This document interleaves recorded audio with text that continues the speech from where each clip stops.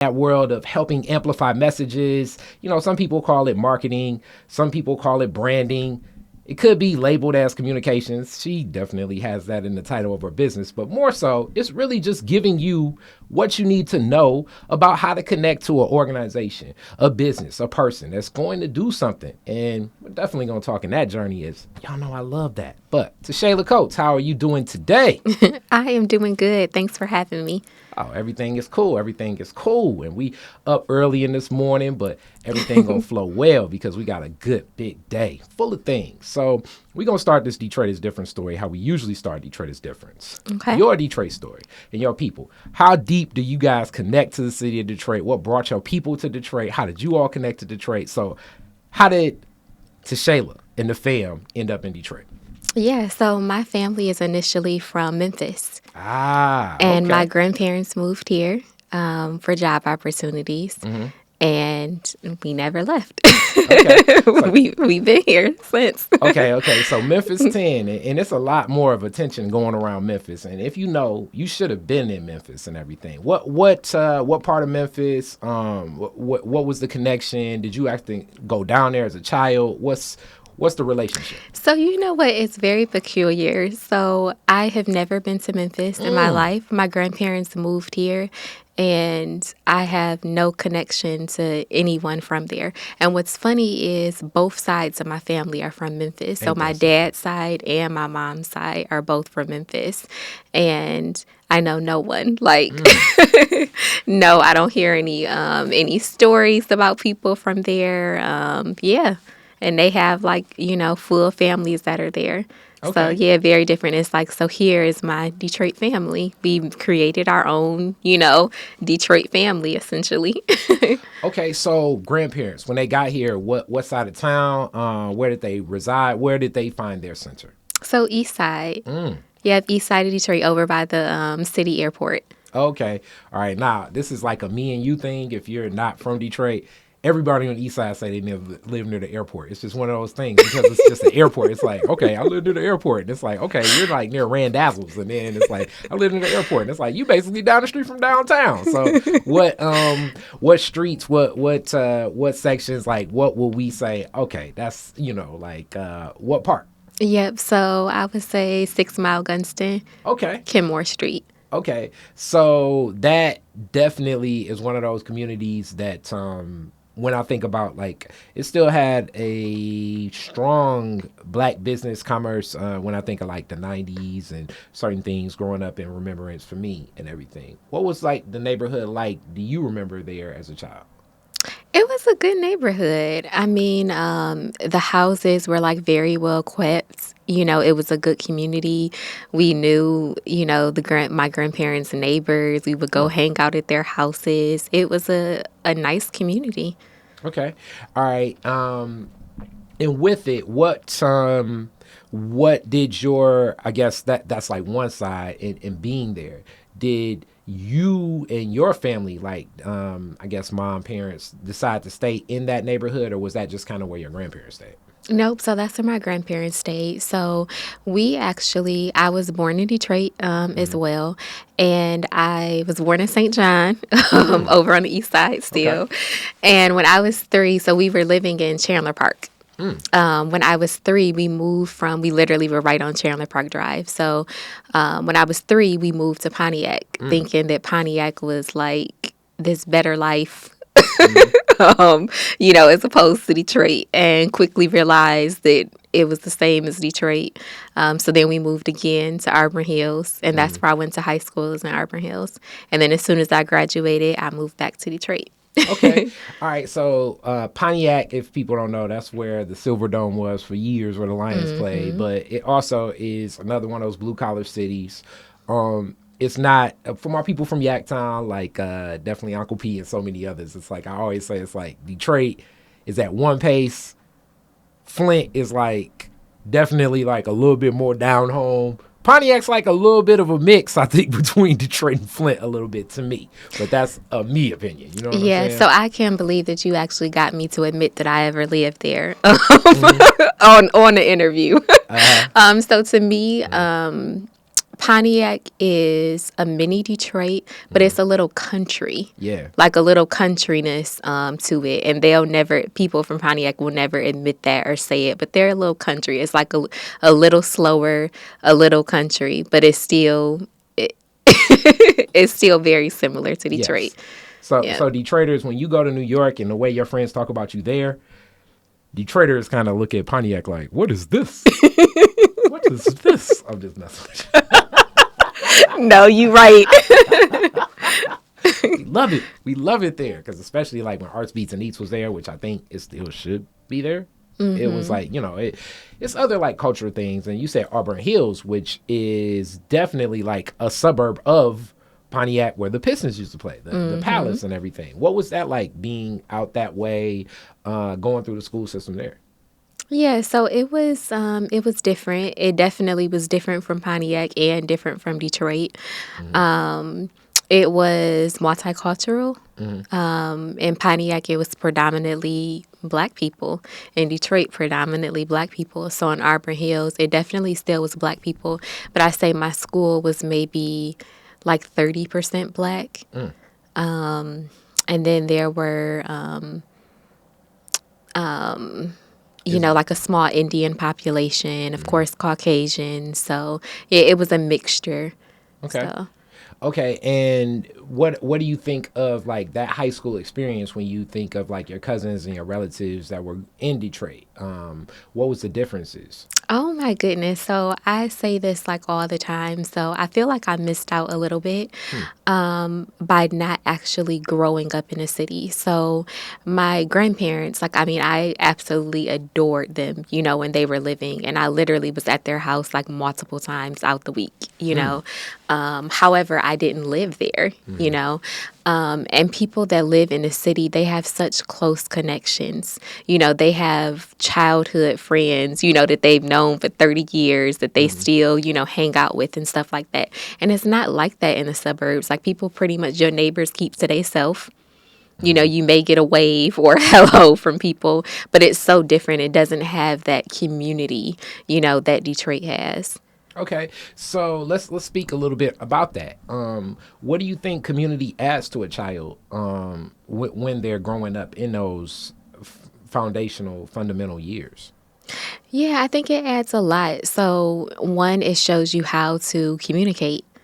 And be able to, be exposed to different personalities and different people, and how to like navigate that, because in the world, you're going to be exposed to, a lot of different personalities, a lot of different people. You need to be able to navigate, the different personalities, of people. Definitely, I feel like it's loyalty. Like a lot of people that I do know that grew up, in the city, even like my father. So he has friends literally from elementary school. And they come over to the house and I talk with them and everything. And these are all my uncles, and it's like, you guys have been friends for this long, and it's like just thinking people evolve over time. I'm not the same person I was in elementary school. I'm not the same person I was in high school, or middle school. So people evolve. So it's a sense of loyalty there. Even though I've evolved, it's the loyalty of like, yeah, we gonna always rock together because you was my day one, That's what's up. That's what's up. And I completely, like, in this journey of you opening up, I just kind of skipped over mom and dad. What did they end up doing? What was their life journey in this path as getting to Auburn Hills and, looking for new opportunities for the family, for you, for themselves? Yeah, so like I said, we moved to Pontiac because we thought that it was going to be a better life. And then we moved from Pontiac to Auburn Hills, thinking the same. And it was better than, I guess it's about perspective, but it was better as far as like, crime and, things like that. But yeah, my stepfather was a probation officer. And my mother was a court clerk. Oh, So okay. they both worked like in the court system. He was at 36th District Court for like, Wow. I don't know, 30 plus Time years. out. I'm already gonna say I want to interview her father because I'm sure he has all types of stories. Oh my goodness, yes, you're gonna have to like turn the lights off on him, okay? Because he has all types of stories Yes. for Okay. sure. Okay. And in that journey, like being connected to people working in systems like that, like governmental justice systems. Um, did that? How was your view of that, like from a young age, as far as like how courts work? I think that justice is very a lot of like process and systems and things like that. I'm guessing your parents have to have a lot of that even in who they are. Am I wrong? Am I right? What was the flow? Like were they very, you know, process based people? Yeah, so that's very funny because I never really established that connection until Mm-hmm. now. But yeah, they were very structured, Mm-hmm. very like disciplined, parents. And I was always the rebel child. So Okay. I was the middle child, all the stories they say about the troubles of Okay. middle child. So big brother, big sister. Who's big? Yeah, so I have a big sister Mm. and a little brother. Okay. All right. How much older?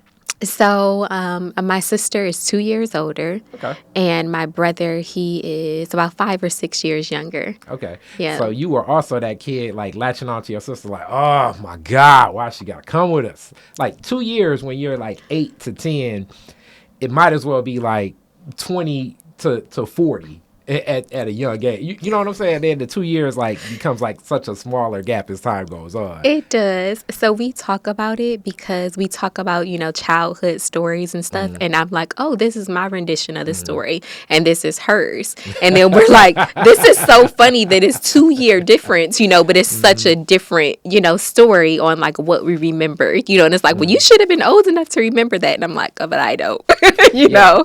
So Uh-huh. yeah, it's funny. And it's funny too because me and my sister, that literally is like my best friend now. Like I love her to Mm. pieces, but I did not like her growing up because I was the Hilarious. rebel. Mm-hmm. So she was like Miss Two Goody Shoes, So Mm. it was like, yeah, I did not like her.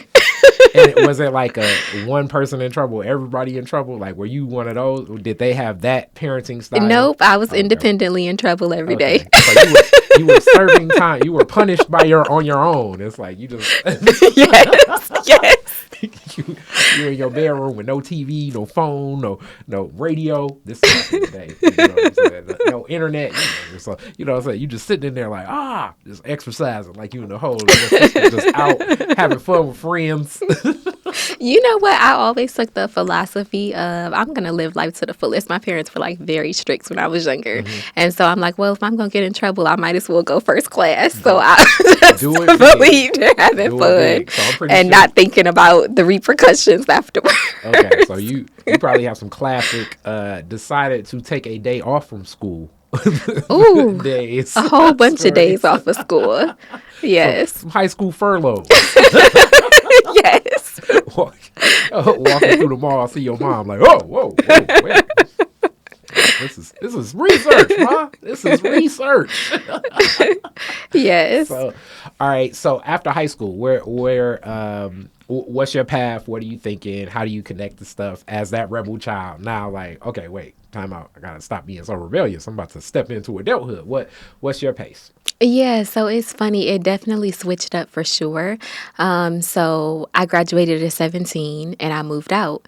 I Mm. moved to Detroit. Wait. You moved out at that age? Yep, literally 2 days after graduation, I moved out and I didn't tell my parents. Oh, I know they I packed up had to and hit left. the ceiling.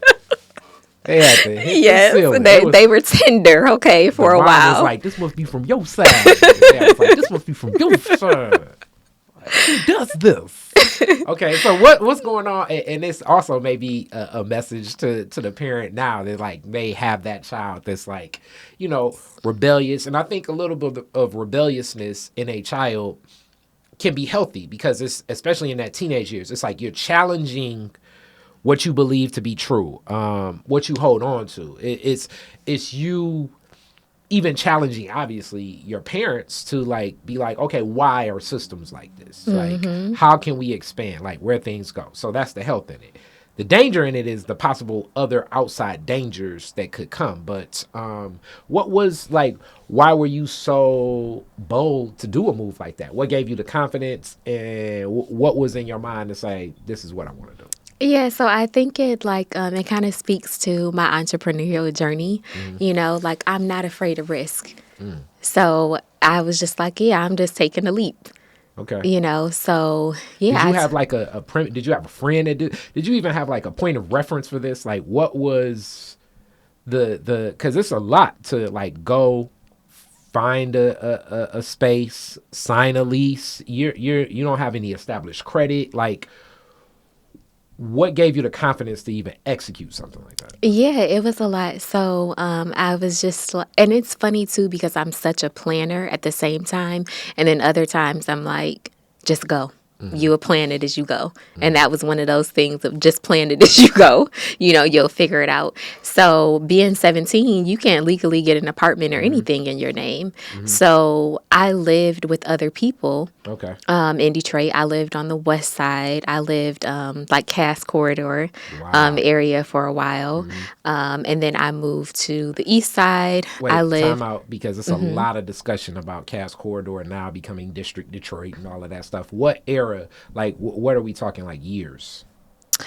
So this is 2005. Okay. What was it like? Because I remember what it was like, but what was it like for you, especially coming from Auburn Hills, to be in Cass Corridor at that time?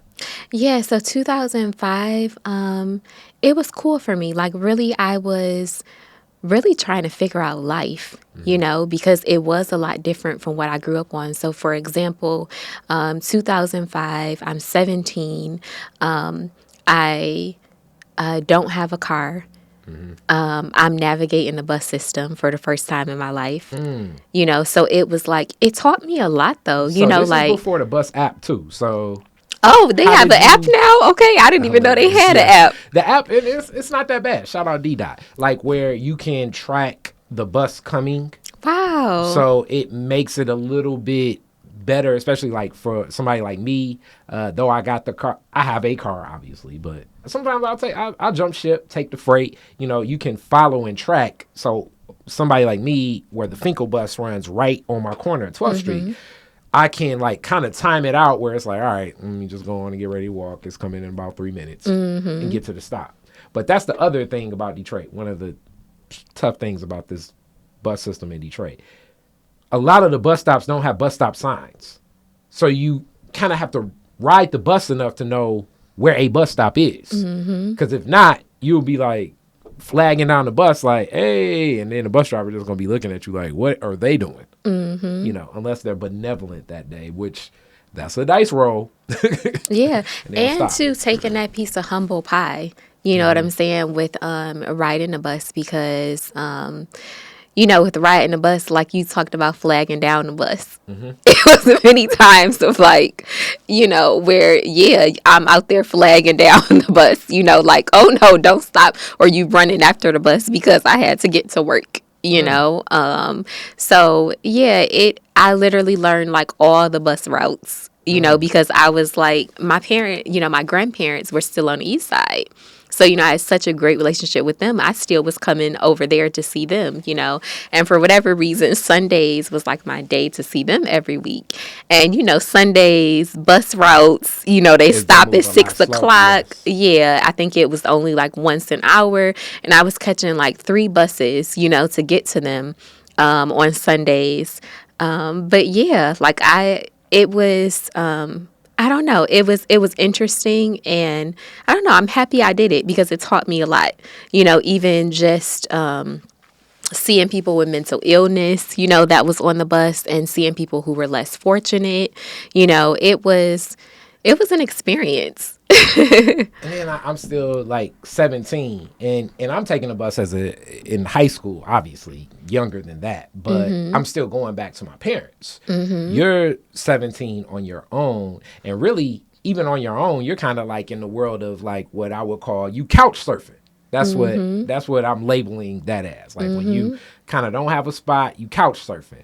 So is this like couch surfing with like homegirls? Is this couch surfing with boyfriend? Is this couch surfing with like people you knew from back when? How did you even have the trust in who you decided to stay with to know that like this is a safe space? Yep. So that's a very good question. So there were three spots that, three houses that I lived in total before I turned 18 and was able to get my own place. So the first place was with one of my best friends, a male best friend, Okay. him and his brother. Okay, now wait. Now, always we got to say this, and this is sounding like more like the Claire Huxtable podcast. Like, were you his friend, and did he like you, or was this like a mutual friendship thing? So it was a mutual friendship. Ironically, I met him and initially we both liked each other. And then somehow it just kind of like never went anywhere and we just were like the best of friends. Okay. So he had a young child. So this is the other interesting dynamic that was thrown into it. And he was a single father. So I'm 17 looking for freedom. I move in with him and now I have a 1-year-old that is with me on my bus adventures and with me everywhere I go. So you're like, So I'm like an instant mom at 17. so basically, it was like you can sleep on the couch. If Yep. you get some nanny in. Like Yep. if you can help I me have with some my own babysitting. room and everything. Yep, have my own room and everything.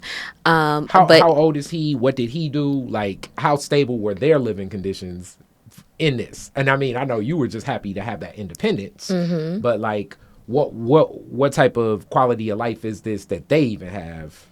yes, so we lived in like at that time it was like a newer construction apartment. So we were right at Martin Luther King and 2nd. Okay.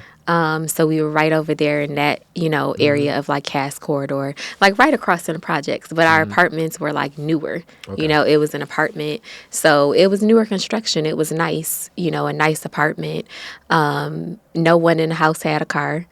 So he was, at the time, my friend, he was, what was he doing? He was medical transportation. And so he would be up at like 6 o'clock in the morning and wouldn't be back until maybe like 7 o'clock in the afternoon. So the whole day I'm there, with the baby. But me, I like that freedom. So it was like, oh, we about to get out and we about to go to Belle Isle or we about to do this and do that and figure out how to get there, So Wow. And in this, he actually had custody of the child too.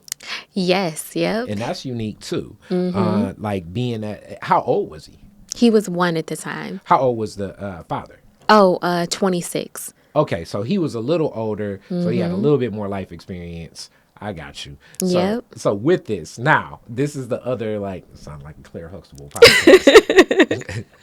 Man with female roommate, especially at a younger age, that becomes a big snafu. And this is like two men, because you said it's him and his Yep. brother. This And his becomes like, brother is like a year older than me. okay. Yeah. So even more. So I assume his brother's just like putting up shot after shot, like, hey, what's up? Hey, what's up? No, Hey, when I what's tell up? you they're like the gentle giants, Okay. like Okay. just super sweet. Okay. Yeah. But I definitely can say But that. yeah, who knows what the thoughts were, right? Yeah. But But not just the thoughts, but just the whole fact of like, okay, now when I do want to have a girlfriend, it's like, who is she? You know what I'm saying? Yep. Like, they had to be like, that's my sister. right. Why she ain't in no family photo? So it's like, cause she from the other side. All right, so you're in this zone. And that's definitely benevolence. That's one place you stay. What's the other place you stay? Okay, so I moved from their house and moved with my two cousins. Okay. So it was my two cousins and their kids. How old? I would say one is about like 3 years older than me. Okay. And then another one is like about 6 years older than So me. still very young in this. What side of town and where are they at? So east side. Okay. So now I'm living at 6 Mile and Van Dyke. So you really need to know the bus system if you over there. Yeah, because it really is like industrial, over there. So yeah, and that was when I'm like, okay, I had to start getting a little bit more street smart there too. Because it was so many stray dogs. Okay, I'm like, what is up with all of these No. stray dogs on the east Okay, side? so give us your tips, and then I'll give my tips. What's your tip when you see that stray pit bull, like about 6 houses up, and you're walking in that direction? What do you do? Yes, so definitely do not run. Okay, that's the number one. Do not run when you see it. Okay, so if I saw it, I'm like, okay, let me just stand here for a second and Hmm. see, what's about to happen. See if it walked the other way or whatever. And I'm like, okay, if it's getting a little bit closer, let me. I had a pocket knife. I would pull out my knife. Okay. I'm like, the dog might get one bite, but that's all he gonna get. Okay. That's it. I hope you never And had to that had to go into execution. no, it never had to go into execution, thank God. Uh, However, I was cute and we was in the hood. So like all the guys, like I was the princess over there. So all okay. the guys, anybody, every time, like literally every instance, I almost always got rescued by somebody. Cool. So somebody was running out the house. Hey, little mama, I got it. I'm like, okay. Cool. So they would, deal with it. And the times where nobody literally was around, or maybe it was like 11 o'clock at night or something, and I'm just getting off of work or catching a bus, then yeah, it was it would end up going in the other direction or something. So Okay, so now this is the second place. You're with family. What's going on in your mind at the time? Are you like, okay, I'm learning this. I'm becoming more successful in this. Like, where's your presence of mind at this time? so my presence of mind is like, oh, okay, I'm ready to turn 18 so I can, Get my own spot. yep. Okay, and I know. Even though I love my family, Mhm. still love them to pieces or whatever, my cousins to this day. But yeah, I'm ready for my own spot at this point. I assume your parents got to be like, what is going on with my kid right now? Right, midlife crisis, or Mhm. I guess that's not even midlife, but They're like, what in the hell? yes. All right, so third place that you end up at. Okay, so third place. Third place, I end up moving in with my boyfriend's mother, Mm. and so So now one second, this I'm whole time you're in a relationship? Um, so not the whole time, Okay. but once I moved into the second house, I ended Mm. up being in a relationship, Okay. finding me a little boyfriend. Okay. And so I moved in with his mother, and that was my third house. Okay. Was it So, him and his mom? so he ended up moving in after I moved in Hmm. with her. Hmm. Okay. Yep, he was living somewhere else, and he ended up moving in with me.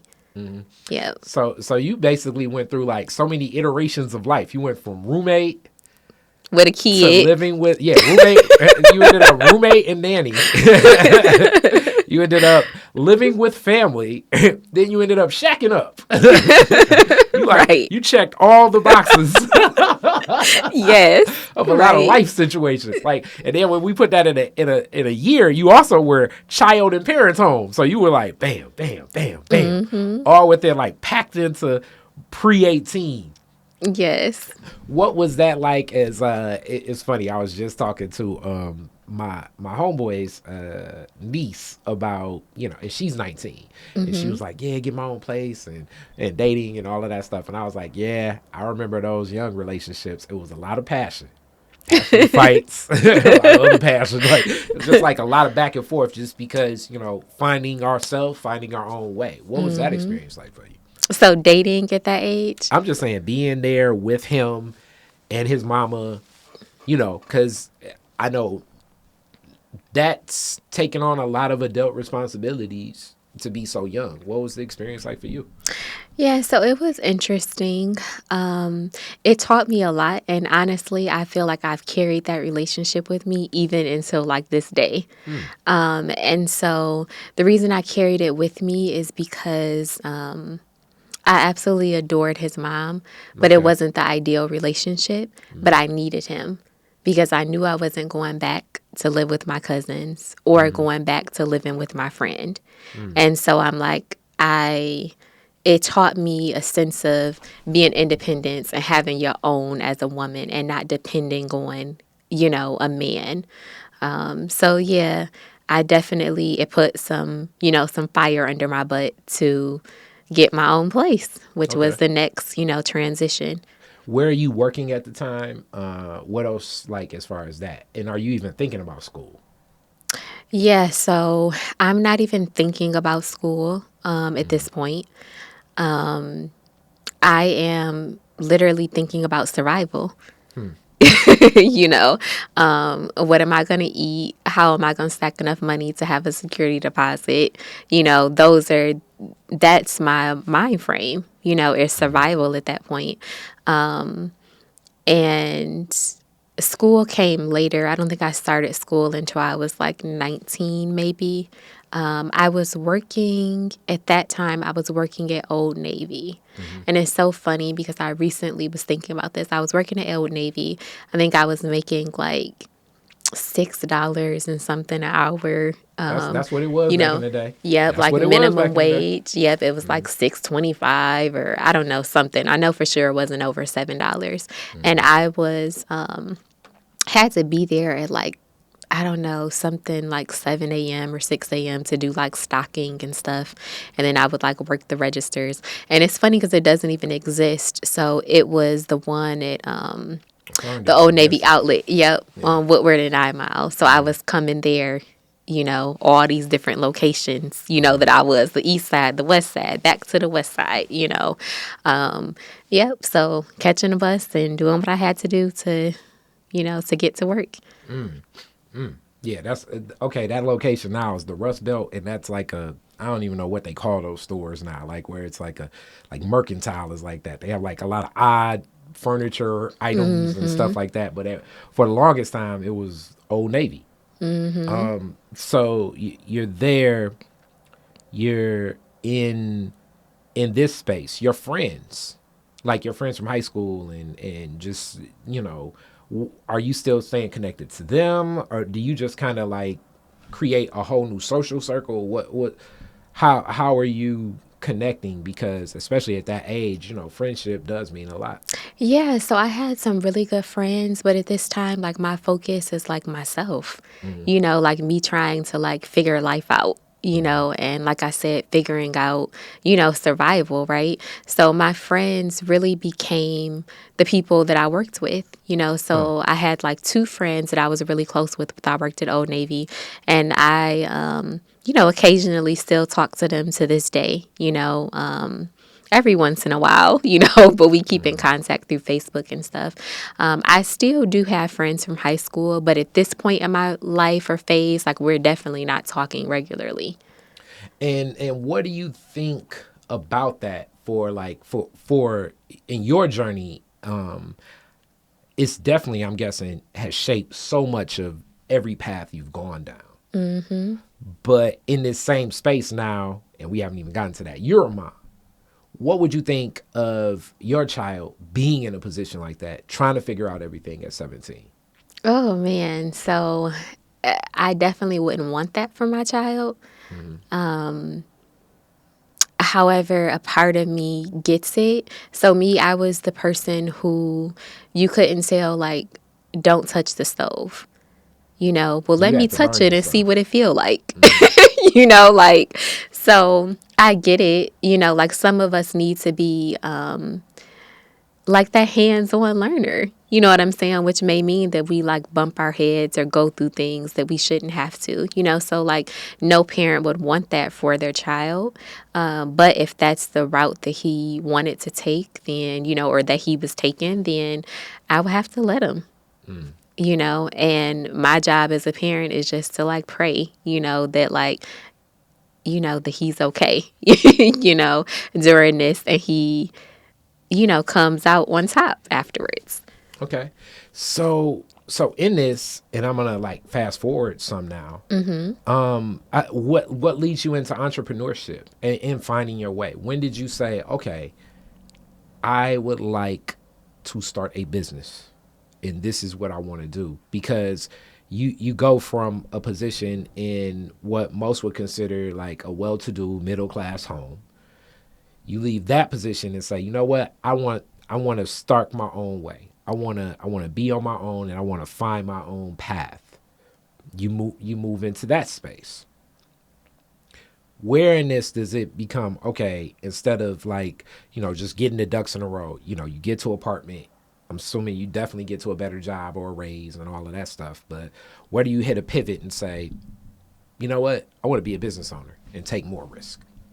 Yeah, so before that, getting to that point, it was me going to college. Okay. And I'm like, okay, I need to go to college. Like, I can't keep living, I literally was like robbing Peter to pay Paul. Now, you also are kind of in a predicament that I think I was in because I started my college journey a little bit later, but due to the FAFSA system, they're still looking usually up until a child is like 25 to account for your parents' income to determine what availability you even have for FAFSA money. And that Yep. could even be student loan money. Yep. So you may not even be able to be lent because the government looks at it like your parents should pay this bill. You have Absolutely. such a different situation, and many students do, where now you have this broken relationship with your parents. Right. I'm estranged from my parents at this point. I decide that, I need to make a change because I'm like, okay, this $6 is not getting it. I got rent to pay now.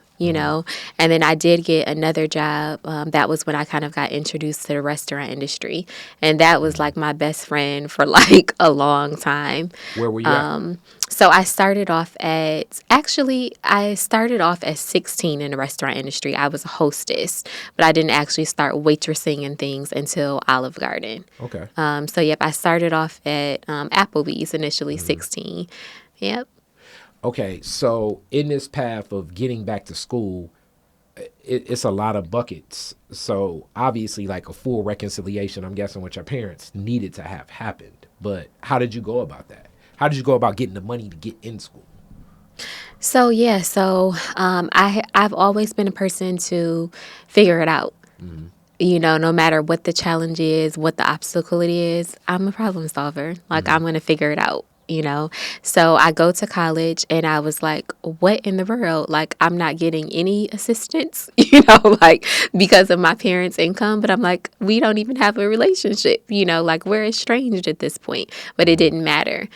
So I had to take out loans and actually pay, the difference out of pocket, which meant that I would go to school for a semester and then I would have a balance so I couldn't go back the next semester. So then I would work, pay off my balance, and then go back to school. So I literally did that like the first 3 years of college. Okay, now in the world of figuring it out, I'm gonna just be on the opposite side. I don't know, be the opposite advocate. Let's not honor Lucifer. One can say in figuring it out, reconciling with your parents is an option. You know, but at this point, you obviously have dug your heels in. Oh, well, so you know what? I definitely still reconcile with them. Okay. With both. I reconciled with my father and I reconciled with, my mother and stepfather. What But was there still was no assistance from them in regards to education. So and I still was on my own. I can see that. How did you go about that process in reconciliation? And were you the person to take the initiative, or did they, like, was it one of those things where you happened to be at grandparents' house on a Sunday and then the grandparent was like, "Look, I'm sick of this. Y'all talk to each other." Like, how So did it pretty happen? much, yeah. So my grandfather ended up getting sick and he was on his deathbed and he wanted me to reconcile with my father. Like I hadn't talked with him. In my eyes, I'm like, oh, yeah, I have no interest whatsoever in having a relationship with him. I felt some type of way because he wasn't really there, as a child. He was there financially if I needed something, like he would cash me out for Christmas. But as far as his presence, like it was many opportunities or many days of, oh, yeah, I'm coming to pick you up. And like he just wouldn't show up. He wouldn't communicate, things like that. So I felt some type of way. So once I moved, I cut him off as well, even though I wasn't in the household with him. Yeah. I was in my mother's household. So he was really like the first person that I reconciled with. My grandfather was on his deathbed and he's like, you need to fix things. What if he dies or something happens to him? And I'm like, no, I don't care. And he's like, well, do it for me then. And, my grandfather was like, my father, my grandparents, like I truly love them. And so I'm like, okay, I'm going to do it for you. So he called him up. And he's like, yeah, your daughter is out here, like, catching a bus, to come and see me, and she's catching a bus trying to get to work and trying to survive, like, you need to buy her a car. That's going to be your peace offering to her. And then take the relationship from there. So that's what happened. Wow. He bought me a car, and that was like the peace offering that rekindled or restarted our relationship again. That's deep. Yeah. And I like that you share that story because, like, in impasses, especially during that growth, I think of a maturation of child to adult. In that teenage years, you're challenging the authority of parents, saying that it has to be a better way of life, without having an understanding that, like, in a lot of ways, our parents are still kind of like those children, just with more experience in life. But when you're 15, 16, 17, 18, 19, 20, 21, maybe even up to 25, you're not understanding that they're still processing kind of like we're still processing, Absolutely.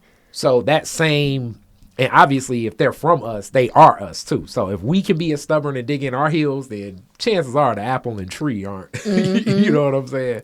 Far from each other. But I do think your grandfather's insight is correct, because I've seen people lose close loved ones without reconciling over, sometimes it may be a heavy situation, but to carry that on in a person's honor can be devastating, because it's people I know that are still torn up, over the loss of a very close loved one. And for your mother and stepfather, how did that happen? Like, was it like, okay, now that you reconciled, it's like, okay, now I can extend this olive branch? Yeah, so to be honest, I really don't remember exactly how the reconciliation happened with my mother and stepfather. However, I remember one distinctive memory. And so remember I, said that I had a boyfriend, and this is when I'm living with my cousins. And so I remember my stepfather coming to visit me at my cousin's house, and we had a bungalow, and I stayed upstairs. And I remember me literally fist fighting, like fighting with my abusive boyfriend at the time, and my stepfather coming up the stairs, like no knock, no nothing. So by the time he gets upstairs, like, you're scuffling, but it's like you're trying to hurry up and, sit down or whatever. And I'm like out of breath. He's out of breath, and I'm like, oh my goodness, what is he thinking? Like, just happened? Is he thinking like, we just had sex and I'm trying to hurry up and put my clothes on, or like, and I just remember, that. But yeah, my mom, she never like came to see me or never really, tried to see me. But I definitely remember him, intentionally like coming to see me, like, let me see your face, let me make sure, you're good. So I think that might have been what had opened up the door, but I'm not really 100% sure. But I think that might have been what had opened up the door for me to start like calling them and talking, to them and like checking in on them. And then it's also, and first off, God bless that situation, and prayers up that you're moving forward, because that dynamic and is very present. Single Mommy Podcast, Erica Muria, to the Detroit is Different Network, she speaks a whole lot about domestic violence that happens. She's going to do like something special with, right now it's like in the news, like Blueface and Chris John, and it's like media attention of this relationship where just volatile. Exactly. And it happens at young ages where you're like, damn, I mean, why is she catching the bus to have her boyfriend beat her up? Or why is he catching the bus to have his girlfriend beat her? Like, it could be at a very young age, and the misunderstandings of processing emotions, where the processing of emotions can move into violence. And to deal with that at a young age, processing, and you have so many other things going on, and you're kind of in a situation where tragically a lot of older women can be in, where it's like, damn, I'm in this tragic situation where I know it's traumatic and bad for me, but it also is the place and space where my home is. So you're between that rock and hard place, which now I understand, like, you're more driven on, I need my own place. Right. And remember, I'm 17, so legally I can't even have my own place. Yeah. So I'm like, okay, yeah, I got to get it together, like ASAP. in that same process, just that understanding a parent, understanding that child is now an adult. That can be that can, those are steps that it happens as time goes on. And like I always tell people, when I meet a kid that's 15, like, my parents don't understand. I'll be like, yo, by the time you're 35, you're going to have a relationship with your parents that you don't even imagine usually. Usually. Where it's like you're going to be talking to your parents and they just going to be giving you cues and you like, I got it. Why? How? I need help. That can happen. So in school, you're in class a semester, paying it off. In class, paying it off. In class, paying it off. What breaks that? So what breaks that is I had a child. So I had a child during college, and now I have to hustle harder. I have a mouth to feed. So now I have to hustle harder. Me and my child's father split up when I was pregnant with him, when I was like Wow. 5 months pregnant. And we did like a little off and on thing for like 3 years. But ultimately, I knew that this responsibility was mainly going to be on Yours. myself. So, and now that broke the mold of me being tied to my parents' income. Now that I have my own child. So now you can go off of my income and I can get, the FAFSA financial aid that I need to actually, continue to go to college. So, yep, I think I worked like 2 jobs, while I was pregnant.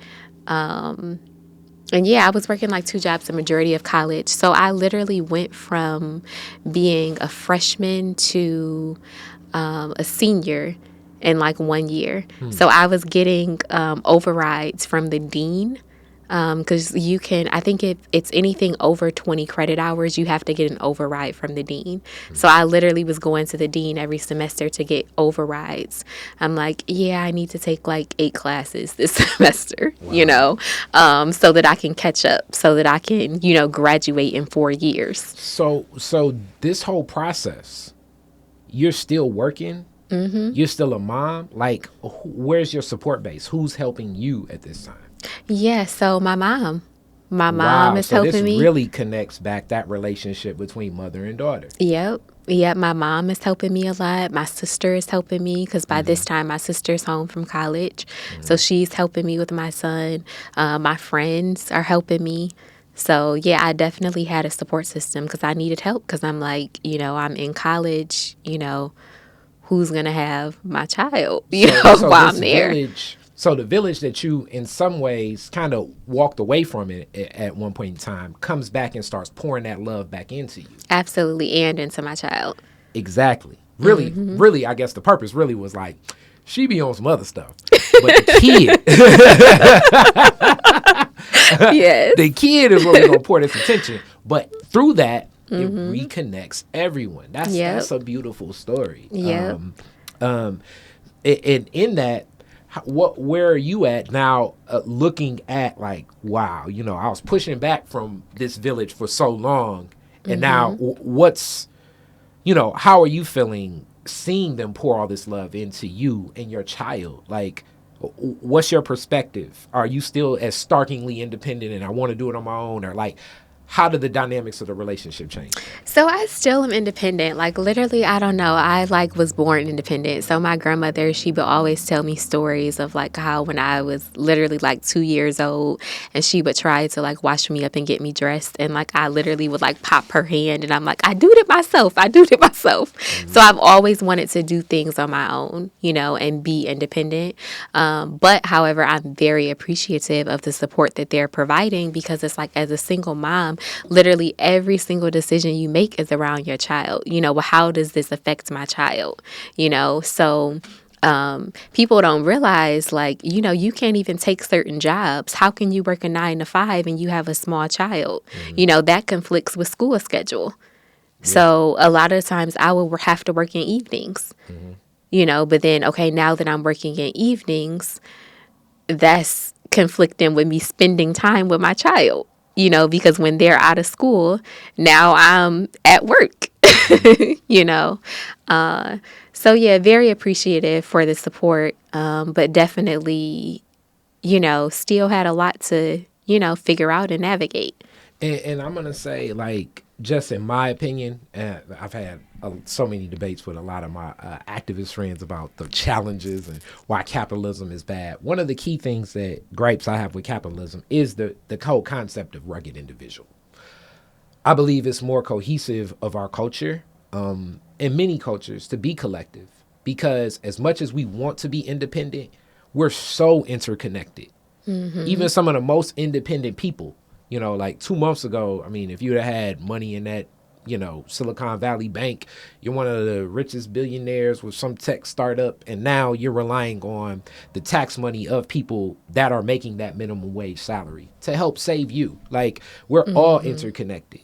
The more we act as though we're independent, is so many other people that will, I think, allow the access for you to walk through doors on your own, whether that is, with that child, with the gardening system. I mean, farming has definitely enlightened me more so to, like, so many things in the luxuries we have just being in America. We're so used to just walking in the store, being able to buy food like instantaneously. You know what I'm saying? But it's processes and steps and so many people involved in these things. But we're such a collective in it, though I do believe that it does take the boldness of some to walk in that door where many may not walk, but it still takes a relationship of trust to the collective to say, we're trusting you to take us to a level we have not gone yet. And that mutual respect. So hearing that story is like a lot of love poured in after, you know, I'm sure your parents now have a lot more respect for, like, okay, she's gonna figure out some systems, and I gotta respect her gangster for it, or respect the game. Let's put it like that. Yeah. And when you were talking about, collective, a key word you mentioned was trust. So trust, that is like a huge thing, is trust, to be able to depend on other people. That's something that I really struggled with. And even in my entrepreneurial journey, struggled with. That was like one of the challenges is hiring. Right? Because nobody I hire is going to do it to my level of standard. Nobody I hire is going to be able to do it like me, right? Nobody I hire is going to be able to do this or do that or do this. And it's like a level of trust. And it's like, really, if you want to reach certain plateaus and get through certain ceilings and break certain barriers, you have to trust somebody. You can't do it all on your own. So that was like one of the biggest lessons, that I learned in entrepreneurship is, trust, being able to trust staff, and I'm going to trust that you're going to do what your assignment is, or what you've been tasked to do. So let's talk about that. Your business. When did you start? What made you say this is what I want to do? What gave you the confidence to start? Yeah, so I started my business. It's funny because, I wouldn't recommend it for other people to start this way, but I started on a whim. So I was working at a job, and I was just so unsatisfied. I'm like, yeah, I just don't feel that I'm getting paid what I'm worth, which is funny because looking back on it, like, I was getting a really good salary. Like, I probably at that point was making the same amount as what my parents were making. But I just was so, like, discontent and, just the hustler in me, of like wanting more. And I'm like, yeah, I just don't see me being able to like excel, in this organization. I'm like, I'm just tired of like all the long hours. I'm just over it at this point, right? So I quit. But I gave them a 1 month notice. And I said, I twisted it, and I'm like, yeah, I know you're going to have to find a replacement, and I don't want to leave you high and dry. So I'm going to give you a 30-day notice instead of a 2-week notice. But that really was to help me figure out what the heck I wanted to do, because I had no plan in place. At this point, like, I'm a little bit older, right? So it's like you start accumulating stuff, like, okay, I have a house now, I have car notes now, I have tuition, for my child now. And it's like, what is the plan? And let me say this too. And people definitely feel ways when I say this. This is like where the activists are like, I don't agree with that. But a business is like a child, because all the stakeholders in your life have to buy back into your business the same. So like, especially, like if you're married, even if you're dating, if your best friend, if your son, if your daughter, if your dad, if your mom, if they're like, I'm starting a restaurant tomorrow. Now you're going to have some responsibilities in their life that you did not have. Or I shouldn't say you're going to. You should.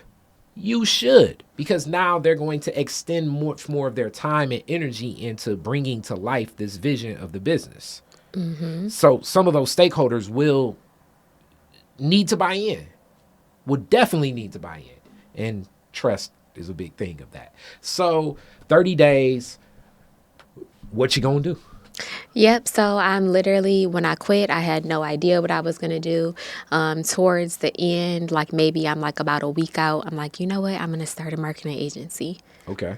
I'm like, I've kind of self taught myself a little bit of web design at this point. I'm working in the communications field, and I've kind of, self taught myself or learned a lot of things about marketing. And I'm like, yeah, I want to start an agency. And so, literally, my last day on the job, I signed my first client. Wow. And so I'm Congratulations. like, okay, this is, this is it, no looking back. Who were your like coaches to learn process? Like I often tell people, I mean, me and entrepreneurship is different than most because my dad's a CPA, my granddad ran a nightclub. Like I've seen, like when I've worked jobs the whole time when I was a kid, my parents and my grandparents would be looking at me like, "Why are you doing that?" The opposite of what most people did. So coming from a parents that work, I'm guessing grandparents that work, who did you even learn the world of like, making a pitch, negotiation, letter of engagement, having attorneys, budgeting thing. Like, how did you learn the business process? Who were So your mentors in that? honestly, I learned it on my own. Yeah, I learned it through experience, not necessarily through a person. If there was something that I didn't know how to do, like I'm going to Google it. You know what I'm saying? I'm going to figure it out. So, for example, I got my second client about a month later, Okay. and I'm like, okay, I know I have to do a scope of work, but I don't even really know what that means. Like I'm like, I don't even know how to really prepare a scope of work. I know what I need to do for them, and the price that I want to charge them, but how do I put together this proposal? Okay, well, let me Google, and figure this out. Like YouTube definitely was there, but it wasn't as popular now. Now YouTube is like, a big thing, right? But I'm like, okay, let me go and try and find some samples, that I can download or, things to educate myself, on how to put this proposal together, So yeah, just me really just searching, and being hungry. So since that leap you took with that 30 days, have you ever looked back did you jump back in the job market? Have you just been out as with your agency since then, full-time independent? What has been that journey as well? Yeah, that's a good question. So I took a leap back in 2000. Okay, so 2015 is when I started the agency. When I quit my job, I'm like, I'm Congratulations. done. 2017, I'm like, okay, I have some consistent clients, but nobody is paying on time. Yeah. I'm like, this person, pays 3 months after the fact, after you done sent an invoice. This person, they pay, maybe every 2 months or so. And I'm like, okay, I got tuition to pay. I got card notes. I have all of this. And it was just like stress, and I'm like, okay, Lord, like, what do I do? So I end up taking a job. I was the head of marketing for this manufacturing company, Okay. and I stayed there for about a year and a half. And then I just became like really uncontent. I mean, and it's funny because literally this was like my dream job. Like I was the head of marketing and I'm literally traveling the world. Like I'm going to Germany, I'm going to Austria, and I'm going to all these different places. And, it was amazing. And then like literally one day I just woke up and it was just like this deep, like, unsettling feeling in my spirit of like, oh my goodness, like I just cannot take this another day. Like I am just like so antsy. I don't know what's wrong, but I just cannot do this, you know? So I remember praying about it. And I'm like, okay, Lord, like I know you told me to take this job, you know, over a year ago. And like, did I miss it? Did I not hear from you right? You know, like what's going on? Because I know like I'm not supposed to be here right now. And he's like, who told you to stay that long? And so I'm like, okay. So I quit. Again, I'm quitting and I'm going back to a business that is not thriving because now the business was still running, you know, while I'm working, but it's not having my full attention, right? Because I'm pouring, you know, 40, 50 hours into this, you know, job in corporate America. Okay, so now I'm going back to this business and I have to breathe life into it again, you know, and I'm like, okay, how is this different from, you know, you have all of these thoughts, right? Of like, well, how is this different from the first time? You know what I'm saying? When I quit, now I have to like, you know, rebuild. I'm not starting from scratch, but I'm like, you know, rebuilding. And I'm like, I still have all of these bills, right? So I'm like, okay, what is the plan here? So I pray about it and I'm like, Lord, I'm like, I want for the company that I'm working at to offer me A contract. a contract. Yeah. And So I'm like, they have to approach me. I don't want to approach them because I don't want them to think like my heart or my intentions are off. You know, of like, oh, I'm quitting. I know I'm leaving y'all in a bad spot, but here's my agency. You know, we're going to charge you X amount. So I'm like, but I want them to approach me. And literally, like about the last week on the job, the president of the company approached me and I got a contract with them. congratulations. That first contract, oh, I don't know. I probably end up getting like maybe like 80,000 or something, you know, with them. Just for, and it was a short period of time. It was like a 90-day, Yeah. you know, thing or something. We were doing like some catalog development for them, but it was exactly what I needed to push me to have that little cushion, right? You know what I'm saying? Of like, and not have that fear of like, okay, well, what am I going back to exactly? So it was that cushion for me to be able to like really build my business.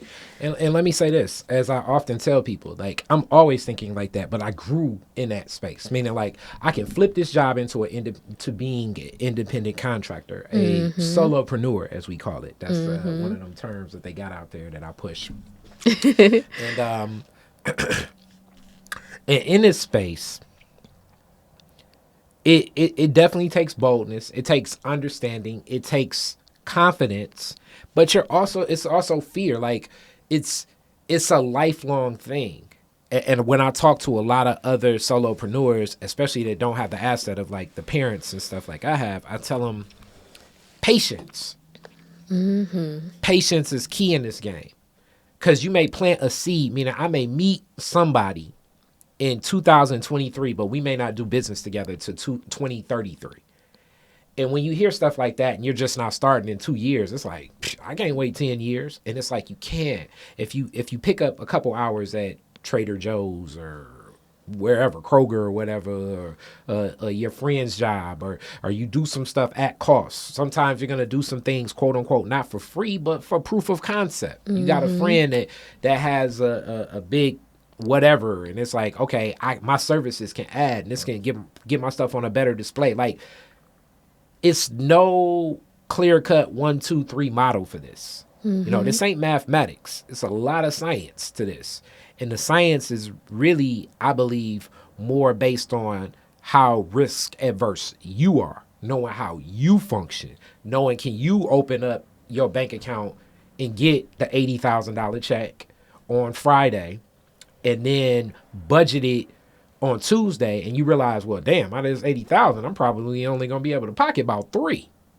You know, so it's like, am I really about to expend $77,000? Sometimes that's how it happens. And then you expend that $77,000, and then I don't know, something happens with your suspension, and now you got $2,000 out the door to fix your car. So now you down to $1,000, and you don't see another check coming for another 30 days.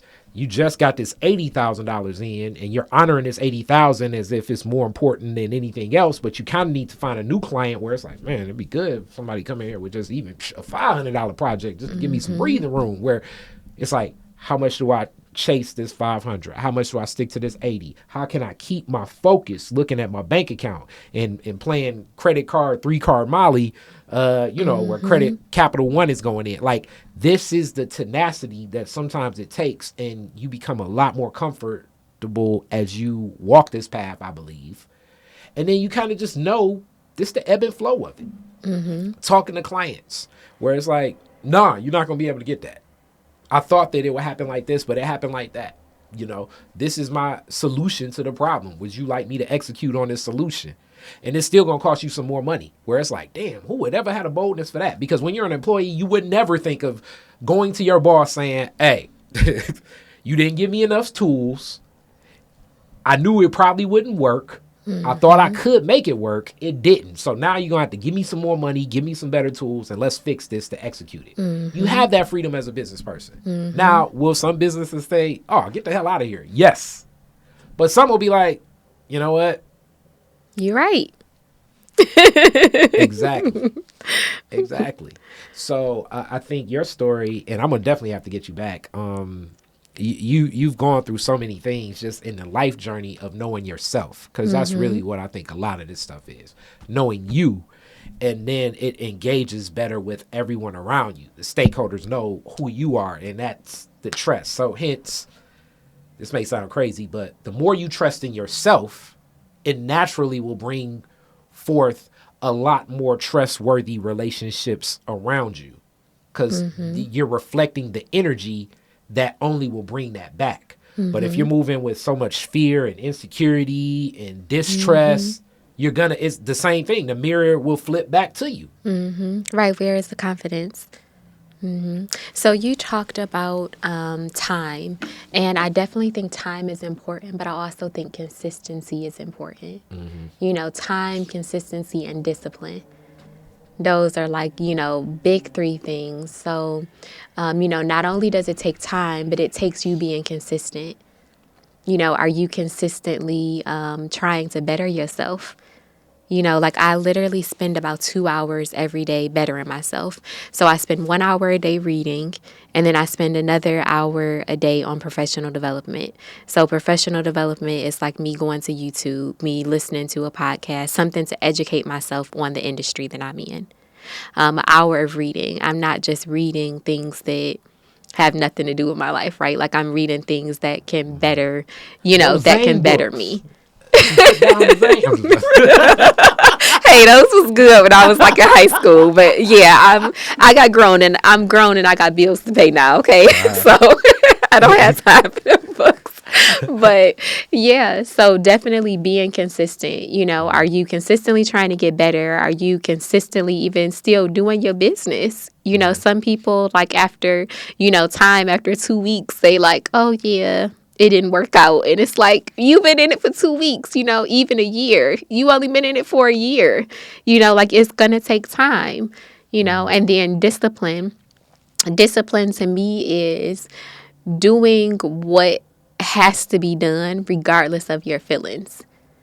Because you're not going to feel like doing your business. You're not going to feel like, doing accounting, or you're not going to feel like, doing all of these things. But it's like, if you can't be led by your feelings. You have to, be persistent, be consistent, and have the discipline to, stick with it. You just gave like more insight of it, because yes, I guess saying being patient, it's not going to come to you. It's kind of like, the book, The Secret, and the law of attraction. If anybody follows this stuff, like a lot of entrepreneurs obviously usually connect with things like self-development. You have a whole series on like giving game out, and it's dope. I like what you're doing, like with your social media content. Thank you.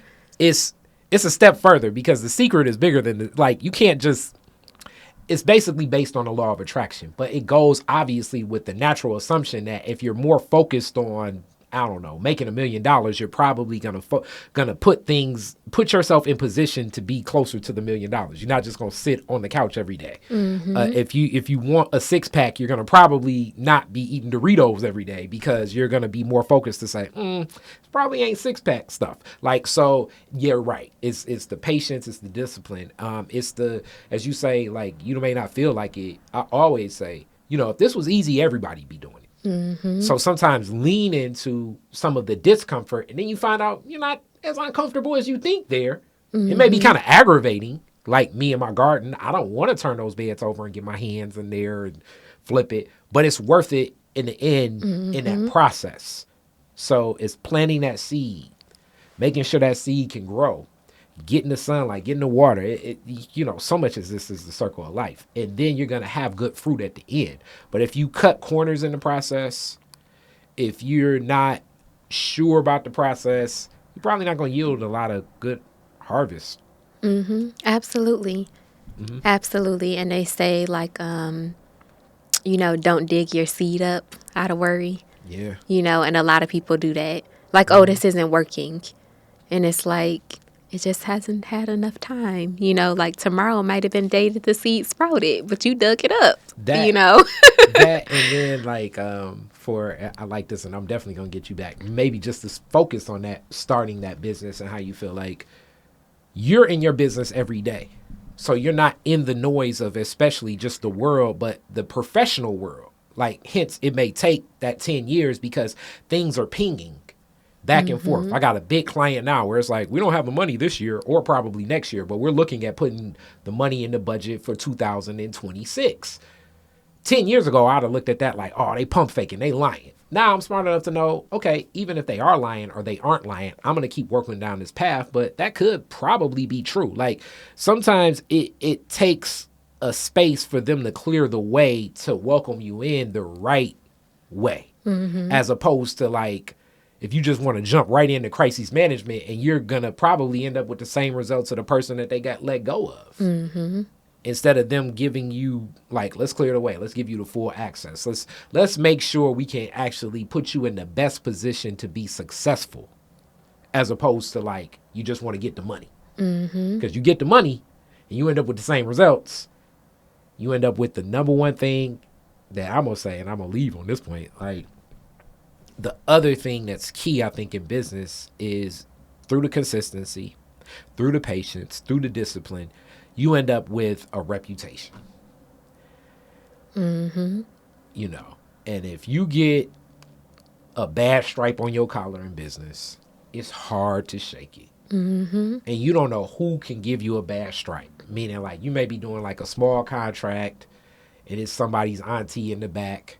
But that auntie may be her best friends with, the top advisor to General Motors, and you just don't know. It's so many, this person knows that person in this world of business. Especially in Detroit here. Yes.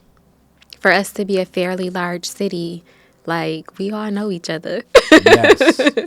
Yes. And if you end up with something bad on your collar, it's not like you can't function, but it just makes it so much tougher to do business. And nothing's better than, hey, you ever heard of this person? And then they'd be like, oh yeah, Shayla, she get down. Like, I would, make sure you got enough money. Make sure you got enough money. You know what I'm saying? That is, and it's like, oh, that's a stamp of approval. I need to get back on the phone, and I already know who I'm dealing with. Versus, well, I know they've been in business. I mean, a couple people say different things. Some people say good, some people say bad. Now it's in the back of that person's mind to be like, some people say good, some people say bad. Let me try to see if I can find a person where people just say good. Put yourself out the game by chasing that dollar so much that you're not growing the baby of your business in the right way. So. Absolutely. So with that being said, how do people get in contact with you? What type of client do they need to be? And then also, how do people connect with all of what you're giving? You're giving a lot of good game. Thank you. So people can connect with me really on Instagram. I'm probably most active there, or even on Facebook at Ask Everyday Shay. So last April, I think, I launched a new business doing business coaching. So I'm helping women to launch businesses And women that are already in businesses break those, those like barriers, because even, we think that there's these glass ceilings in corporate America, but you create them for yourself and your business too. So helping to break through like self-doubt and, other things to be able to really, push through to certain financial, levels. So ask Everyday Shay for all the social media, for Instagram, Facebook. Yep, you can find me on everything there. Okay. As far as the marketing agency, we are taking any type of client. However, we primarily focus on web design, social media management, copywriting, and graphic design and branding. Okay. Cool. Well, you got it. You're going to get it again. Thank you so much. And I already know so much more success to come. Thank you. Thank you. I appreciate it. All right. Peace. Black revolutionaries, distillery owners, Italian fashion retailers, and Motown Grammy winners all share their best stories never before told in any other media outlets on Detroit is Different. Visit DetroitisDifferent.com or download the Detroit is Different app on Apple's App Store or Google's Play Store.